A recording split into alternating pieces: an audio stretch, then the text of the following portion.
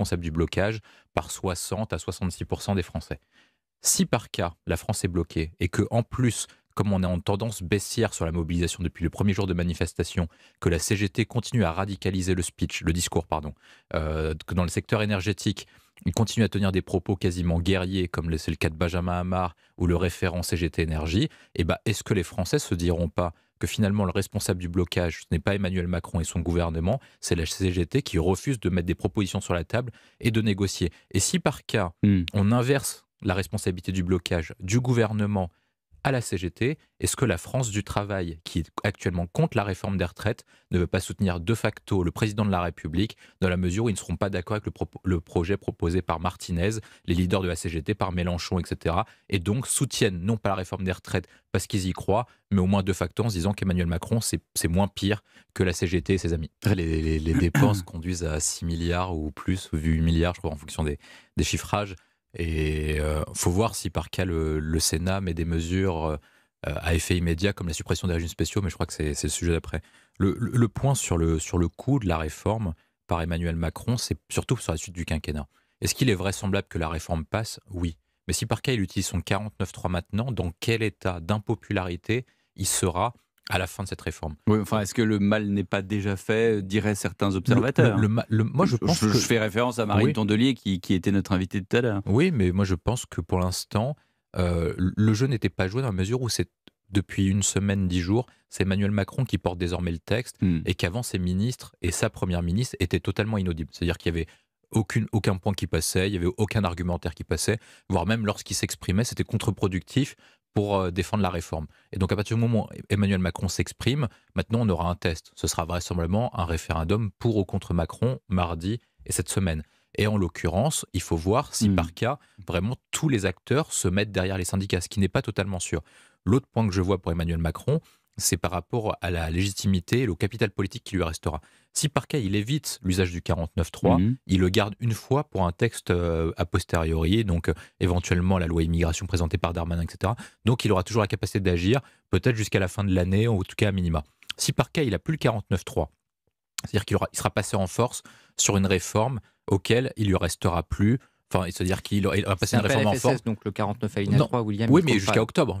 Mais même, je veux dire, il peut l'utiliser après. En fait, il n'y a pas de limite de 49 alinéa 3 sur ce type de texte. Non, sur PLFS, mais il y a les autres parties de la réforme des retraites. Non, c'est-à-dire que là, tout passe par PLFSS rectificatif. Sur celui-là, il est limité. Mais ensuite, après, sur les autres points, si par cas il passe sur 49.3 sur un texte qui est rejeté par 70% de la population, dans quel état politique il sera? Est-ce qu'il ne sera pas obligé en fait de mettre fin au mandat d'Elisabeth Borne? La question, il aurait fallu se la poser avant. Ah ben non, mais là, elle a sans doute été, pardonnez-moi, mais face. Moi, je peux comprendre ce raisonnement, mais moi, je pense qu'ils ne l'ont pas fait, et je vais expliquer pourquoi. Parce qu'en fait, il y a une question de communication et de vente d'une réforme. Il y a à la fois le contenu, mais également la communication qui est faite autour. Est-ce qu'il n'était pas plus opportun de faire vendre la réforme des retraites et de sauver le système après un discours en août 22 ou en septembre 22, après un discours comme c'est la fin de l'abondance, où ça aurait été cohérent de dire que c'était la fin de l'abondance et en même temps qu'on doit sauver le régime de retraite par répartition, ça aurait été plus cohérent. En janvier, alors qu'il doit jugler le front à la fois de la réforme des retraites, un front syndical uni, il faut rappeler qu'Elisabeth Borne avait été nommée pour 2 raisons. Le fait qu'elle soit une femme et le fait qu'elle sache négocier avec les syndicats. Au final, elle a tellement bien négocié avec les syndicats qu'il y avait tous les syndicats unis contre elle. Et ensuite, après, sur ce point-là, il doit jugler avec l'inflation, etc. Et donc, du coup, il a tous les fronts contre lui actuellement. Alors, est-ce qu'il a pu peser le pour et le contre? Je ne sais pas. Moi, je pense surtout qu'ils ont procrastiné, qu'ils ont mis beaucoup de temps à faire cette réforme et qu'au final, ils arrivent en situation uniquement parce qu'ils y sont conduits eux-mêmes. En attendant, le Gérard Larcher, la droite sénatoriale, depuis l'affaire Benalla, a quasiment en fait imposé une réforme constitutionnelle de fait. C'est-à-dire qu'en fait le Sénat était plutôt une chambre de validation auquel dans les différents mandats depuis l'apparition du quinquennat, on n'avait à peu près rien à faire de leur avis, a réussi à imposer le fait de sa présence à la fois comme contre-pouvoir sur plusieurs points, sur l'évaluation des politiques publiques et donc la correction des textes proposés par l'Assemblée nationale ou par le gouvernement, et ensuite sur l'évaluation et sur le système de contrôle. Et en fait, depuis l'affaire Benalla, il est maintenant récurrent et commun qu'on puisse voir que les commissions d'enquête soient mises en avant sur le même modèle que le Congrès américain qui évalue et qui auditionne des personnes. Et moi, je pense que c'est un point intéressant dans la mesure où le gouvernement, depuis la Ve République, gouverne et quasiment s'accapare une grande partie du pouvoir législatif de fait. Et donc du coup, le seul rôle qui reste au pouvoir législatif est un pouvoir de contrôle. Donc je pense que c'est un bon point en tout cas d'un changement constitutionnel. Ensuite, après, est-ce que Gérard Larcher est uniquement tout seul dessus et que c'est lui qui joue la superstar, ou est-ce que c'est plutôt son bataillon qui joue plutôt dessus? Moi, j'ai plutôt l'impression... C'est vrai qu'on entend plus Bruno Retailleau que... J'ai plus l'impression que c'est Philippe Bas et Bruno Retailleau qui jouent plutôt que Gérard Larcher un rôle... Parce qu'en fait, il est difficile de voir quelle est la position de Gérard Larcher dessus. Est-ce qu'il veut défendre le Sénat comme institution? Est-ce qu'il veut défendre la position commune de ses sénateurs pour rester président du Sénat alors qu'il y a des élections sénatoriales en septembre 23? Ou est-ce que uniquement il joue son propre rôle? C'est pas évident parce qu'il n'a pas défini un rôle de président de Sénat. On a du mal. On voit quel est le rôle du Sénat, mais on voit pas quel est le rôle du président du Sénat et quelle est la particularité du président du Sénat dans le schéma. Il a des grandes chances d'être réélu président. Il a des grandes chances Sénat. d'être réélu vraisemblablement vu qu'il s'est reporté candidat de nouveau. Moi, je pense que la droite sénatoriale, à la différence du groupe à l'Assemblée, a redéfini une position d'LR beaucoup plus classique et beaucoup plus conforme à ses intérêts électoraux. Il n'y a pas d'Aurélien Pradier. En gros, il n'y a pas de de ratsoc comme ils les appellent, et donc de gens qui essaient de déborder Macron par la gauche, et ils vont porter donc du coup une réforme des retraites plutôt classique à droite, qui est en cohérence avec leur position passée depuis la réforme Fillon 2003 et la réforme Sarkozy 2010, qui est un allongement plus dur et un alignement surtout des régimes. Parce que c'est ça le point essentiel. Une partie des Français considèrent que la réforme proposée par Emmanuel Macron est injuste. Parce qu'elle fait porter les effets de l'âge sur ceux qui ont commencé à travailler plus tôt, donc les CSP-, les travailleurs manuels, etc.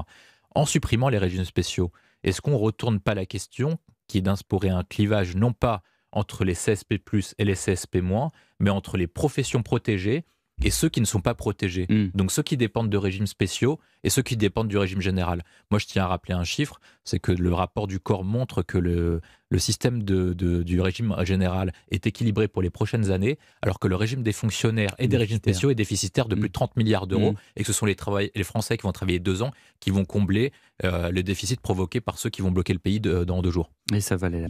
Oui, mais dit la France-Afrique, c'est fini. Voilà. Oui, merci, bonsoir, rideau. Oui, mais il a aussi dit en 2017 que les SDF qui dorment dans la rue, c'était fini aussi. Donc il y en a toujours.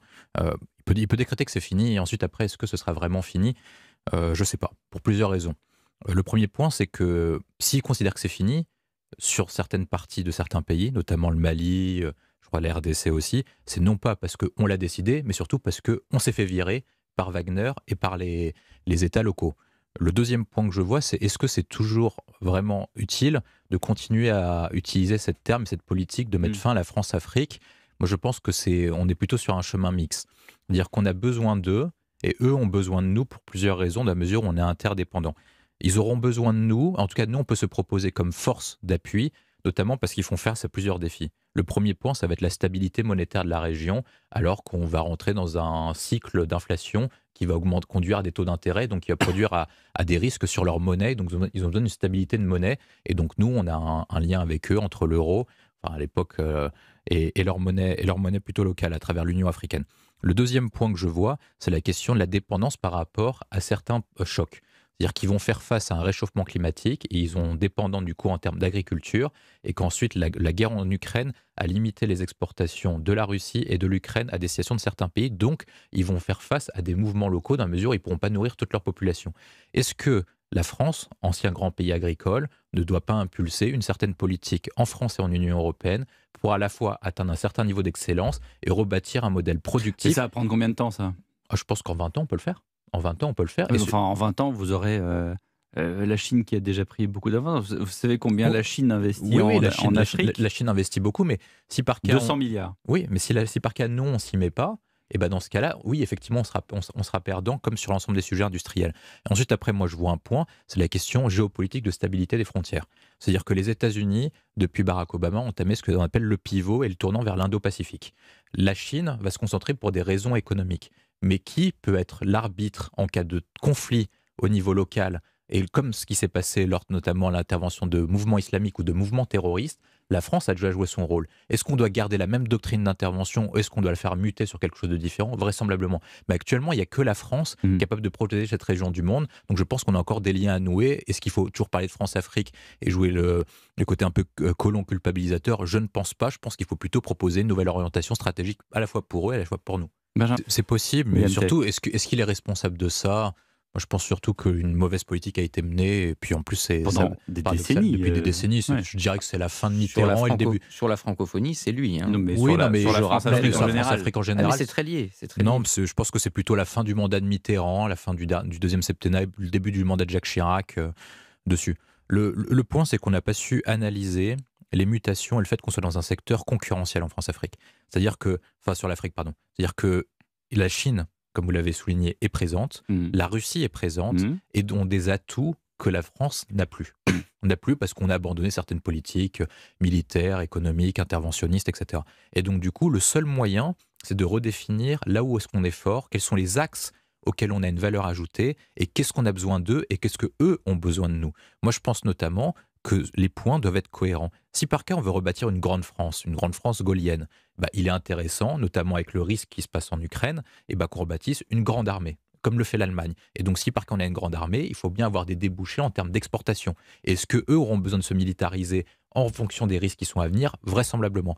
Sur la question agricole, est-ce que nous, on doit nourrir davantage la population européenne plutôt que d'importer des produits venant d'Amérique du Sud auxquels on ne respecte pas exactement les mêmes normes? On a intérêt à le faire. Donc autant avoir un modèle qui soit beaucoup plus intéressant, éventuellement leur proposer des produits moins chers à destination de ces pays-là pour renforcer notre lien. Et sur l'ensemble de ces sujets, si je découle comme ça, on a plusieurs sujets auxquels c'est intéressant à la fois pour eux et pour nous d'agir. Parce que pour l'instant, ils peuvent agir, mais ils sont face non pas à des États, mais face à des personnalités.